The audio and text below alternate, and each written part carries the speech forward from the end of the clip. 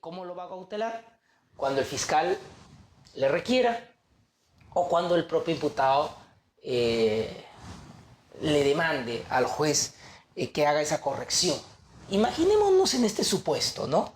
El investigado en las diligencias preliminares o en la investigación preliminar que lleva a cabo la policía. El investigado, ¿no?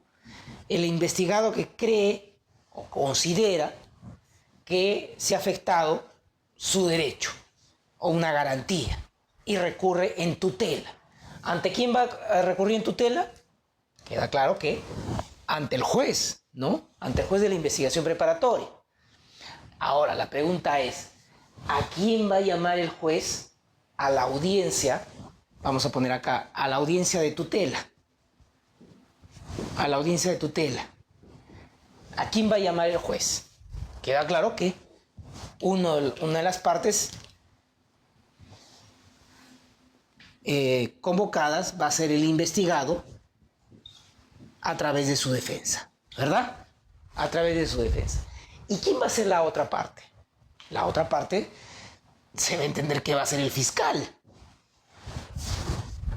Queda claro, ¿no?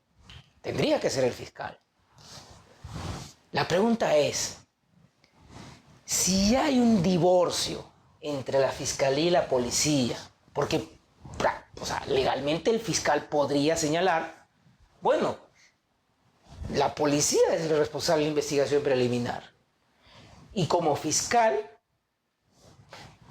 tendría que ser llamado la policía para que la policía pueda absolver.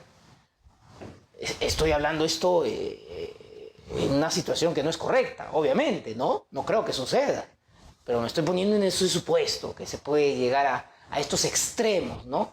De confrontar esta norma con lo que puede suceder en el proceso penal. El fiscal podría decir, bueno, no soy el responsable de la investigación preliminar, corresponderá que venga la policía y dé cuenta de los actos que están afectando o lesionando los derechos o garantías del investigado. Podría darse ese supuesto, ¿no? Que digo que no va a ocurrir.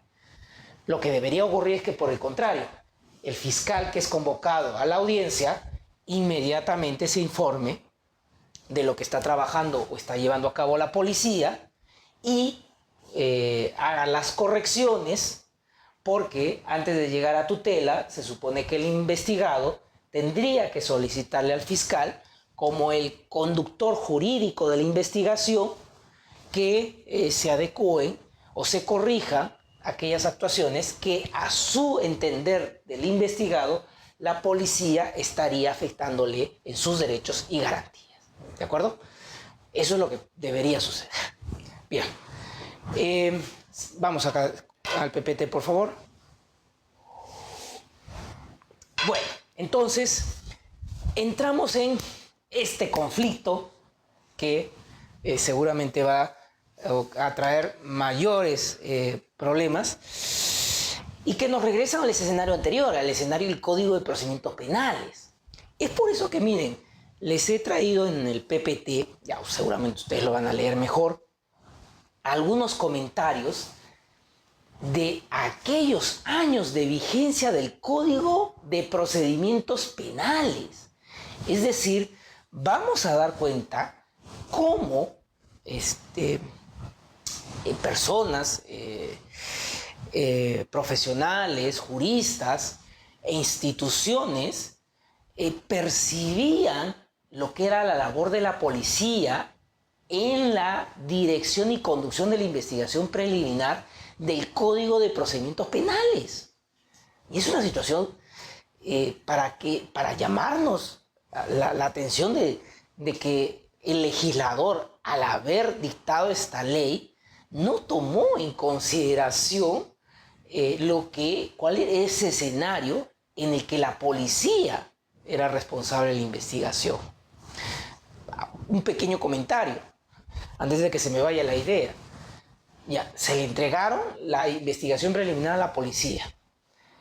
Seguramente en algunas localidades, porque yo he trabajado en varias localidades del país,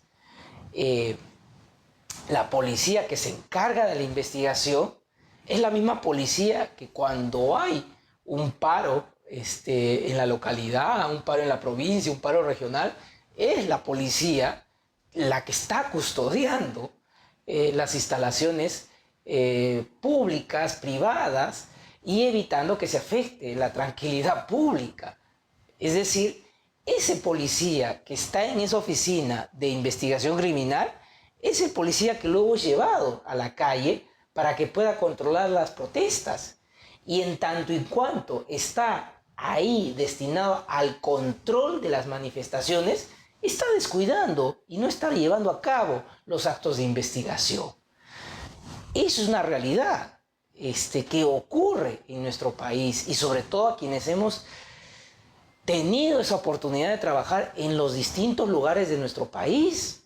No es que va a haber un cuerpo selecto de policías de investigación intocables que solamente se van a dedicar a la labor de investigación. Eso no es verdad, eso no es cierto. Y también hay otro problema, el de la rotación. Cada año puede ocurrir cuando cambian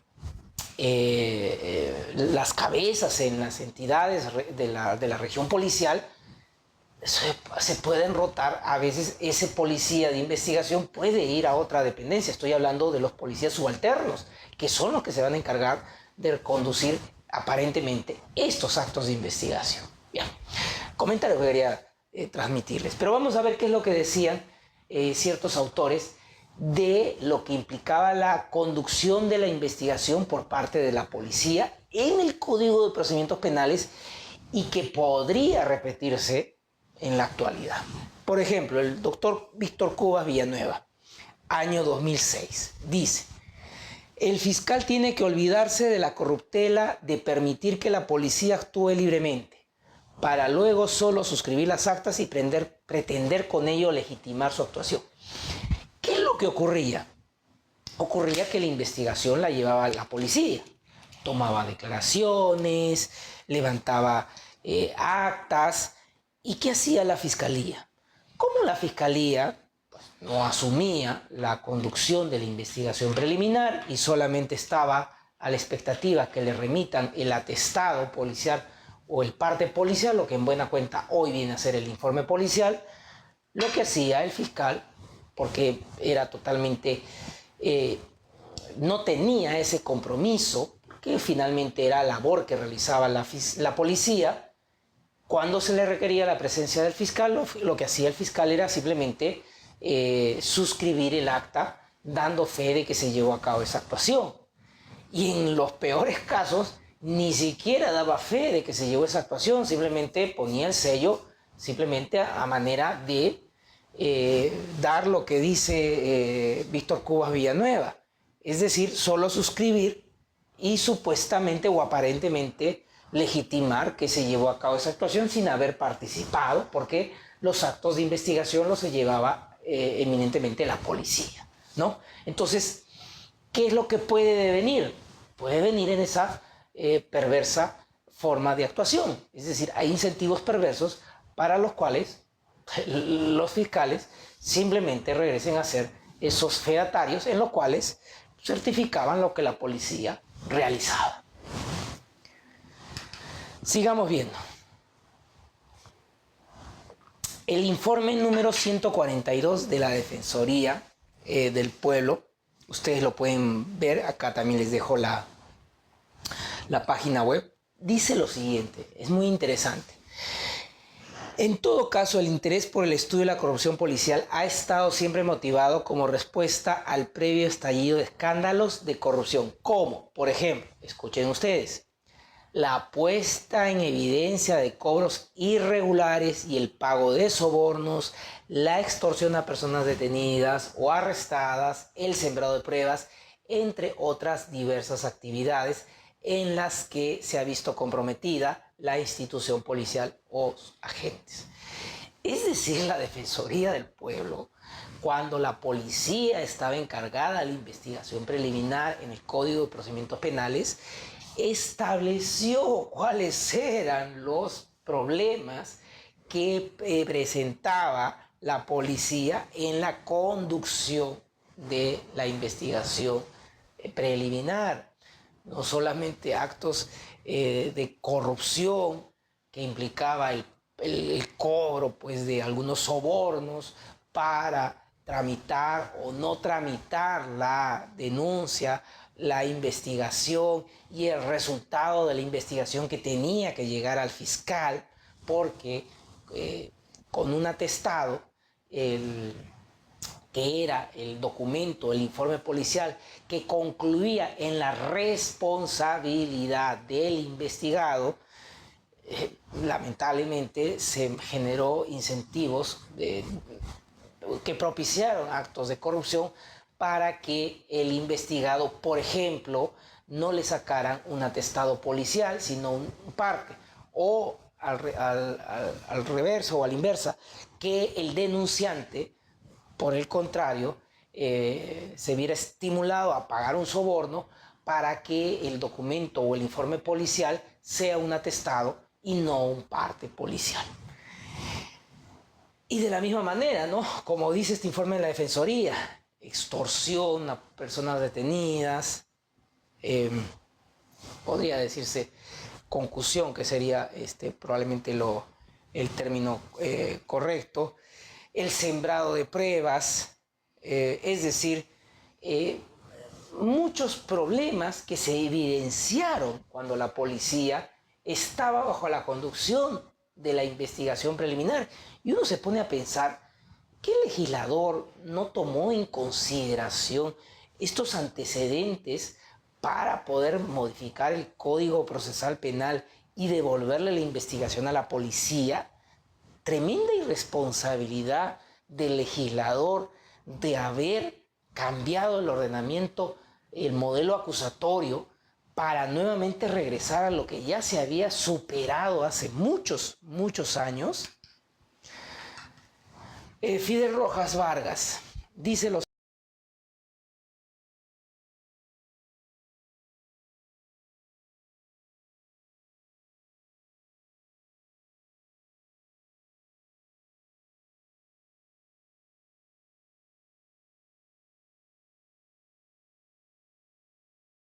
que todos quienes intervienen principal o accesoriamente en él den nuevas actitudes de propensiones positivas, de superación de taras e inercias depositadas por los largos siglos de irracionalidad inquisitiva en el Perú.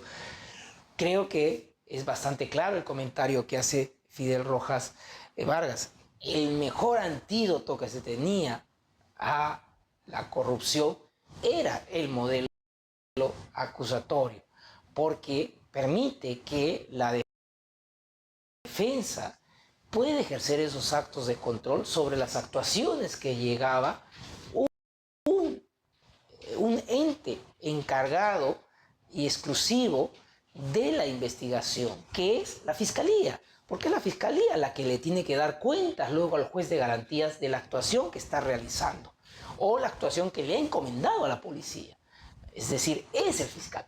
Pero ahora, cuando tenemos a la policía que va a llevar a cabo la investigación preliminar y el fiscal es una suerte de conductor jurídico, pues lo que puede generarse son estos supuestos que ya les he comentado, en donde lamentablemente pueden haber malas prácticas en el desarrollo de la investigación preliminar.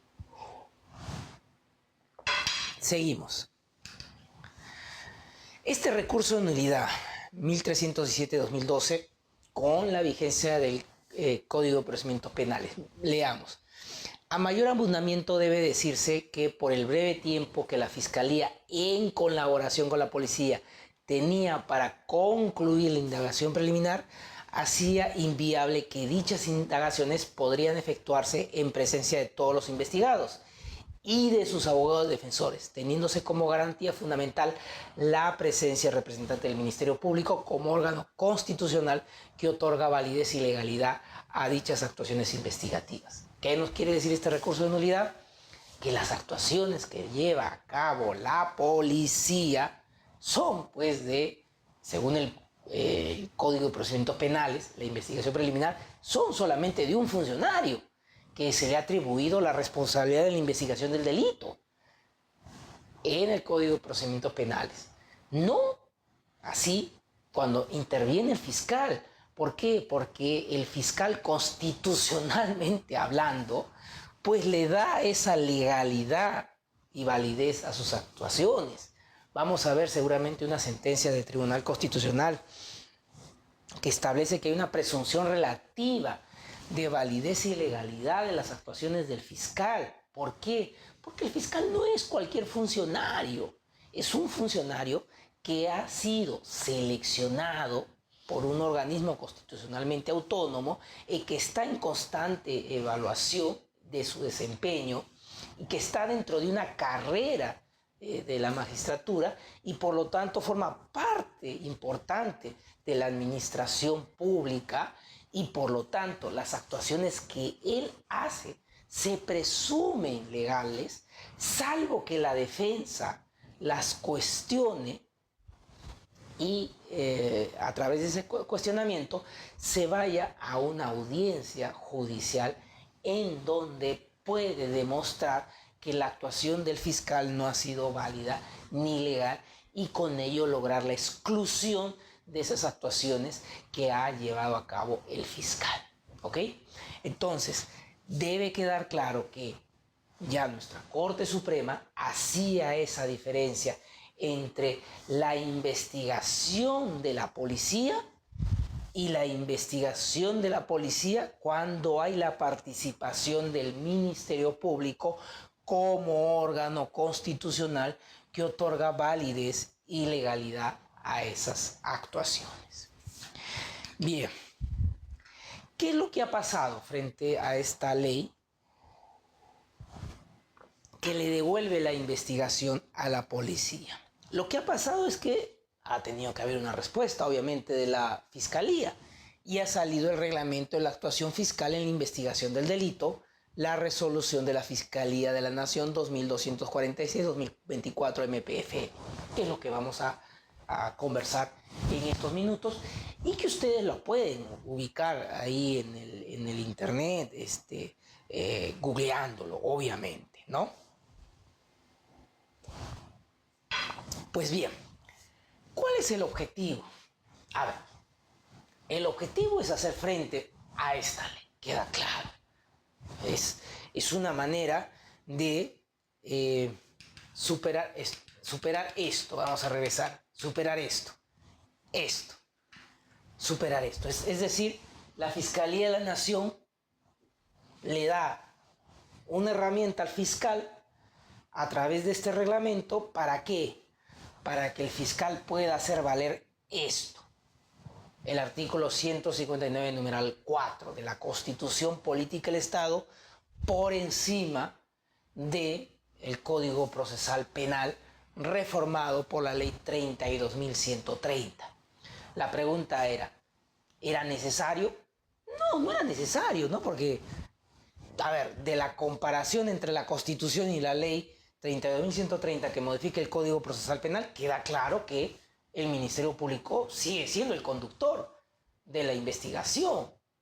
Pero bueno, lo importante es que nos han dado una herramienta más para que los fiscales puedan defender el marco constitucional. Y eso ha generado pues, reacciones de quienes legislan, indicando de que los fiscales están incumpliendo el mandato legal, es decir, la ley 32.130, situación que no es cierta, porque ustedes mismos lo están comparando. El marco constitucional sigue estableciendo al fiscal como conductor de esa investigación. Pero bien, lo importante es conocer algunos aspectos de esta resolución de la Fiscalía de la Nación,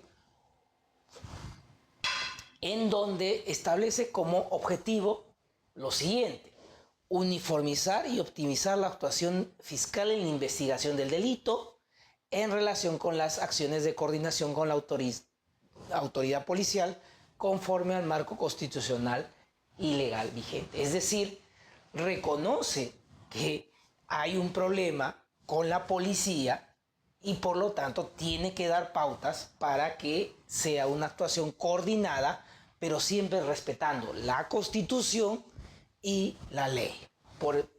Primero la Constitución y luego la ley.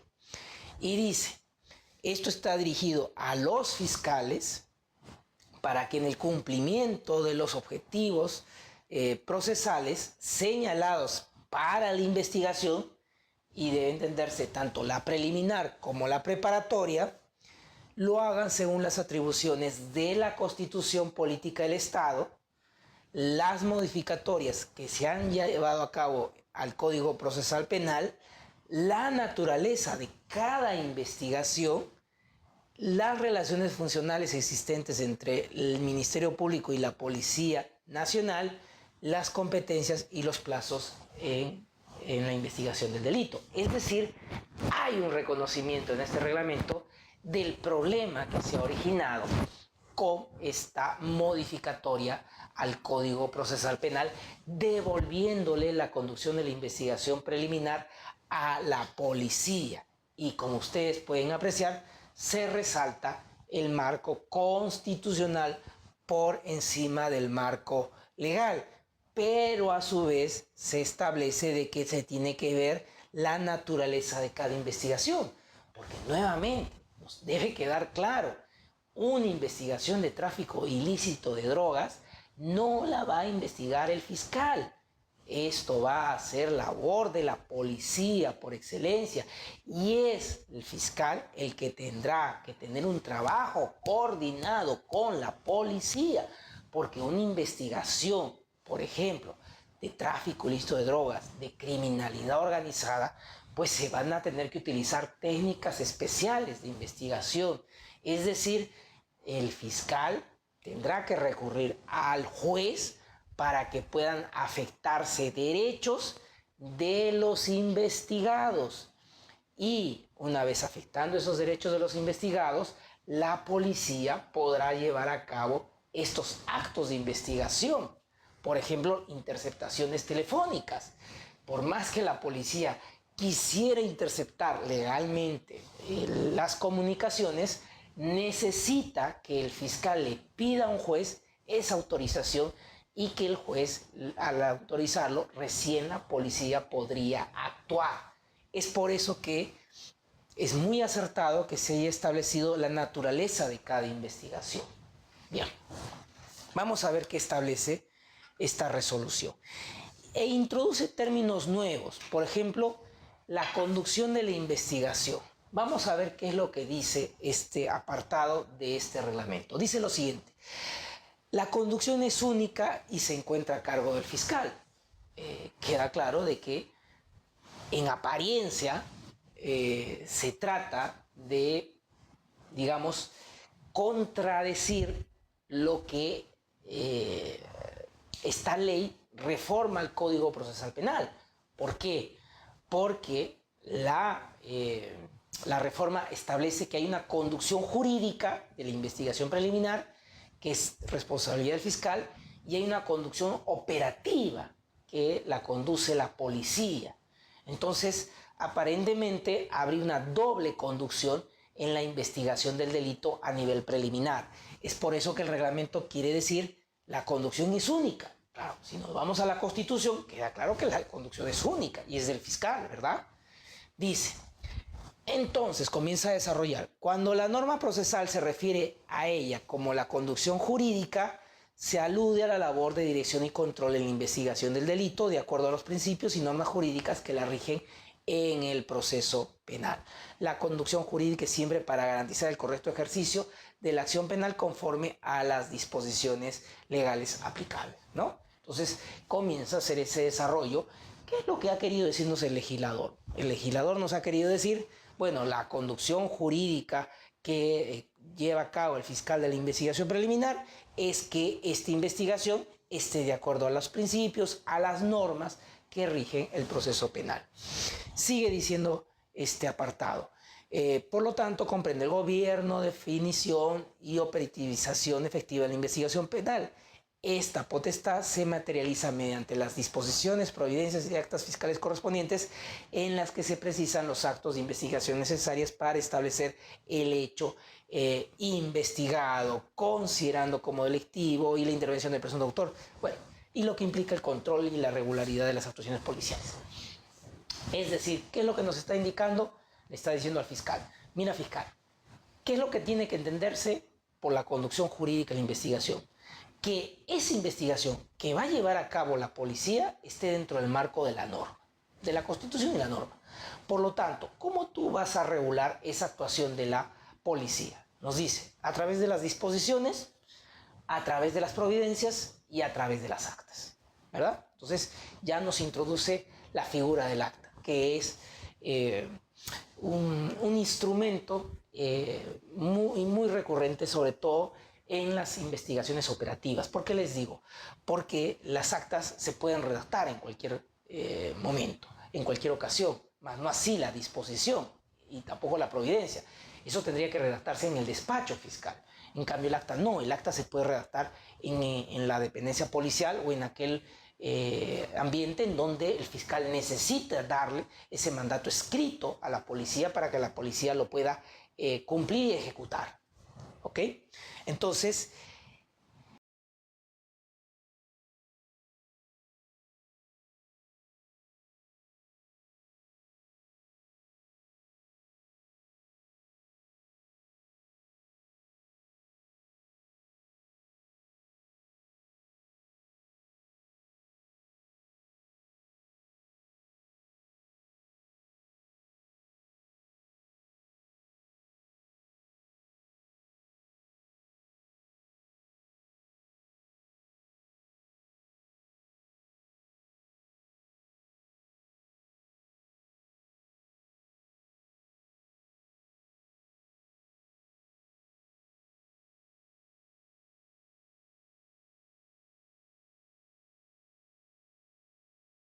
en preparatoria están bajo la conducción del fiscal.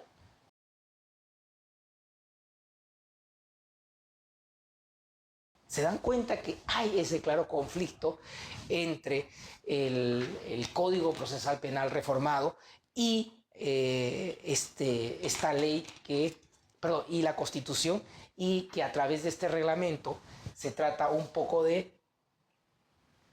atribuirle esta responsabilidad al fiscal, al amparo constitucional, y es por eso que algunos legisladores han salido a decir que hay un desacato, ¿no? De la actuación de los fiscales en relación a esta nueva norma. Bueno, titular de la acción penal: el Ministerio Público como sujeto constitucionalmente legitimado para iniciar la persecución penal a nombre del Estado. Es potestad del Ministerio Público llevar la investigación del delito desde su inicio, asegurando el debido esclarecimiento de los hechos delictivos. Nuevamente, simplemente lo que hace este reglamento es recoger lo que establece la Constitución Política del Estado. ¿Era necesario? Aparentemente que no, porque ya estaba en la Constitución Política del Estado. Era simplemente cuestión que cada fiscal hiciera respetar la Constitución sobre la ley. Pero bueno, tenemos un reglamento que lo que hace es darle esa herramienta más al fiscal para que pueda defender el marco constitucional. Nos señala también principios. Miren ustedes. Principio de conducción 5.2. La investigación del delito es dirigida por el fiscal, quien debe guiar la labor policial de investigación, desempeñando un rol orientador respecto a las exigencias, formas o parámetros legales para probar los nexos entre el delito y el presunto autor. Corresponde a la autoridad policial dar cumplimiento a los parámetros definidos por el fiscal para la investigación del delito. Es decir, nos han creado un principio de la conducción, y ese principio pues emerge de lo que establece la Constitución Política del Estado. Es que vamos a ser reiterativos. ¿Por qué? Porque no era necesario probablemente el reglamento, era simplemente que los fiscales hicieran respetar la Constitución. Bueno, nos dieron una herramienta más, que es este reglamento. Entonces el fiscal ya con esta herramienta puede decirle a la policía: a pesar de que la norma procesal penal establece que usted es responsable de la investigación, dentro del marco constitucional y el reglamento, nosotros vamos a controlar esta actuación que usted está teniendo y que pueda desarrollarse con el respeto de la norma. El 5.3, principio de control de la investigación. El fiscal supervisa, inspecciona, fiscaliza desde su inicio de la actividad de investigación a cargo de la autoridad policial a fin de controlar su regularidad y legalidad y preservar la eficacia, así como el respeto de los derechos de los justiciables. Nuevamente, Esa era la labor de la Fiscalía, ese es el marco constitucional. ¿Era necesario? Probablemente no, pero qué bueno que tengamos este reglamento. ¿Por qué? Porque queda claro que el fiscal va a hacer esta conducción de la investigación. ¿Y qué implica? Como dice el reglamento, el control, es decir, la supervisión, la inspección, la fiscalización de las actuaciones y que se lleve a cabo con el respeto de ¿quiénes? De la norma y de los derechos de los justiciables. ¿Quiénes son los justiciables? El investigado, es decir, el fiscal va a supervisar, va a inspeccionar, va a revisar, va a fiscalizar la labor de la policía que respete los derechos del investigado. ¿Y por qué? Porque nuevamente el fiscal actúa dentro del marco constitucional. ¿Y cuál es este marco constitucional? ¿La investigación del delito solamente? No, la defensa de la legalidad también, la defensa de los derechos que tiene que tener esa persona que está siendo sometida a una investigación y por lo tanto esa investigación tiene que ser debida. Por lo tanto, no es un simple investigador. Bien, entonces, vamos entrando ya a la parte final, que para poder recibirles sus preguntas que seguramente me quieran formular. Bueno, la política criminal es cómo un Estado quiere afrontar la criminalidad. Si un Estado quiere afrontar la criminalidad, pues tendrá aquellas normas que le permitan afrontar este problema, que es un problema social, ¿no? Por eso tenemos un código penal, tenemos un código procesal penal y tenemos instituciones. Y queda claro que la política criminal de nuestro país ha cambiado, ¿no?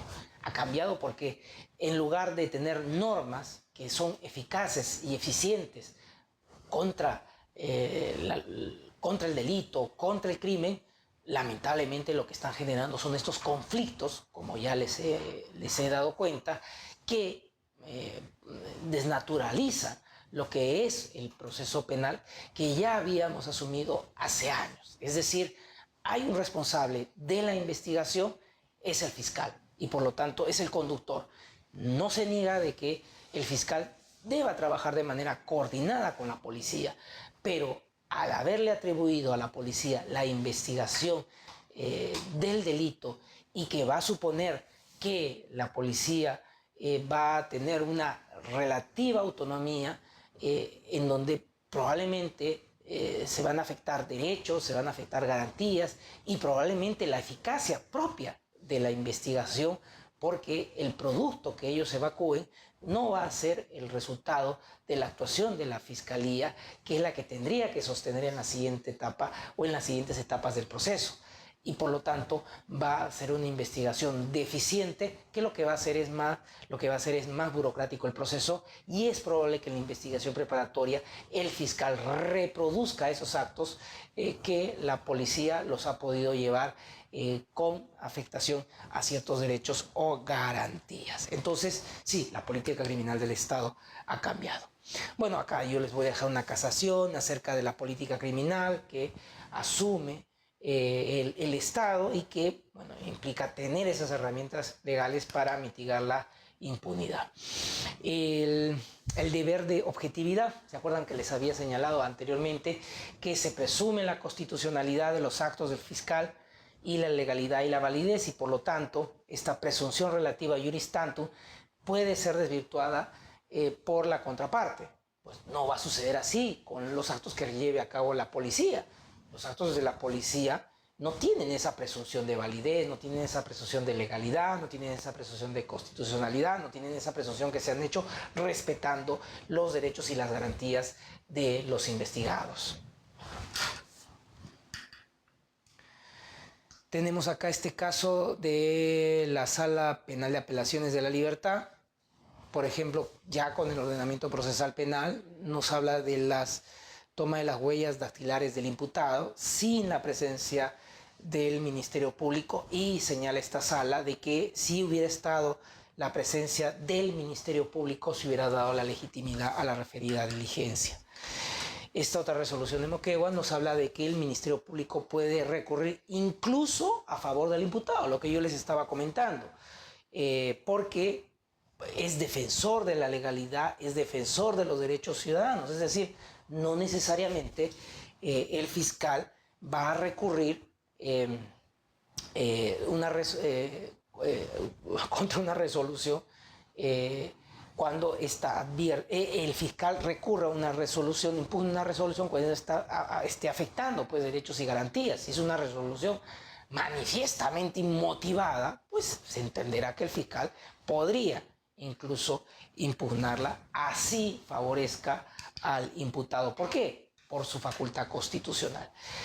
Y ahí en el derecho comparado, como yo les había señalado, pues a veces no se entiende, ¿no? Porque no es pues nuestro marco constitucional el de ellos.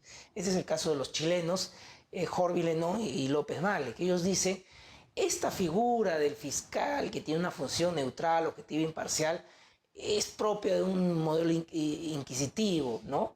Que incluso debería velar a favor de la responsabilidad o velar, por el contrario, por las garantías del imputado. No lo entienden y es que no lo van a entender porque nuestro diseño constitucional es diferente al legal que tienen en aquellos países, en donde el fiscal es un mero investigador.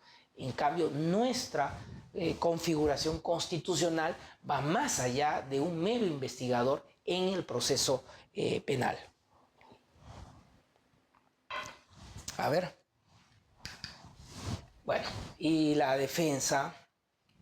Bueno, en este caso la defensa, lo único que quiero comentarles acá, lo que le va a investigar, lo que le va a interesar a la defensa simplemente es el caso, ¿no? La diferencia entre la fiscalía y la defensa es que la fiscalía procura hacer justicia, ¿no? Es como un procurador, porque el que va a hacer justicia es el juez. La defensa lo que tiene que hacer valer son los intereses de su patrocinado. No necesariamente si esa decisión judicial que favorece los intereses de su patrocinado es justa. Puede ser que sea injusta, pero está favoreciendo los intereses de su patrocinado. A diferencia del fiscal, el fiscal debería procurar que esa decisión sea justa, así favorezca los intereses de la contraparte. ¿Se dan cuenta la diferencia entre lo que es el fiscal y ese deber de objetividad, esa atribución constitucional por velar por la recta administración de justicia, a diferencia de la defensa? Es lo que dice el maestro Carneluti en el libro de las miserias del proceso penal. No, el defensor no debe ser imparcial. Se supone que su parcialidad en la defensa de los intereses de la persona que defiende, de su patrocinado, pues ese es el costo que se tiene que pagar en el proceso para que el juez sea imparcial, porque va a tener el juez, por un lado, la posición del Ministerio Público acusador y por la otra parte la posición parcializada de la defensa de los intereses de la persona investigada. Ese costo es el que le va a implicar al juez que él es el que tiene que ser imparcial, no el defensor. Bueno, y Luis Pázara nos habla acá sobre los magistrados, lo que yo les había indicado. Los jueces, el fiscal, son magistrados. Él hace pues un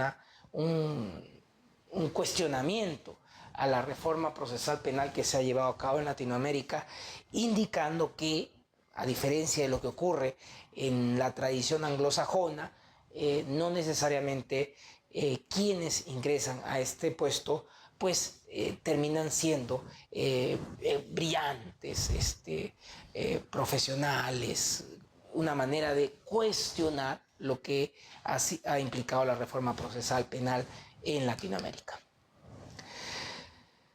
¿Por qué en este libro de Ganosa y Stili? ¿Por qué? Porque estamos agobiados y en el sistema de justicia de toneladas de expedientes. Es obvio que esto que se trata de culpar al Ministerio Público de un nivel de inseguridad o al sistema de justicia penal, pues tiene la causa de que hay pues un agotamiento de como consecuencia pues, la excesiva carga que tienen en el sistema de justicia. Y concluimos con esta parte. La relación funcional operativa con la policía. Bueno, ya hemos visto el artículo 159, que la policía tiene que cumplir. Bueno, debería formarse una relación de equipo de trabajo. Eso es lo importante.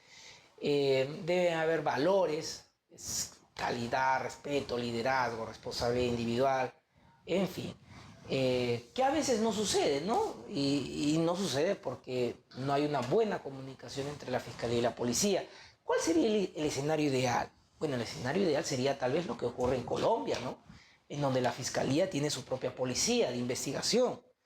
Entonces ya no habría esta situación de confrontación entre un poder del Estado y un organismo constitucionalmente autónomo. Me refiero al Poder Ejecutivo, en donde depende el Ministerio del Interior y por lo tanto la policía contra el Ministerio Público.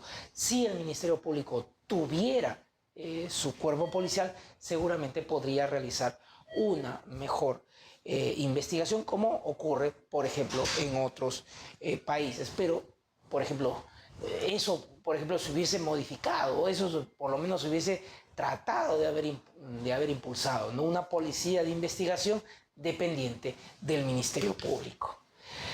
Eh, bueno, acá parte del trabajo que tienen que realizar los fiscales y la policía, una relación operativa. Y bueno, creo que ahí ya podemos decir gracias y ver si es que tenemos preguntas del público para continuar con el tema.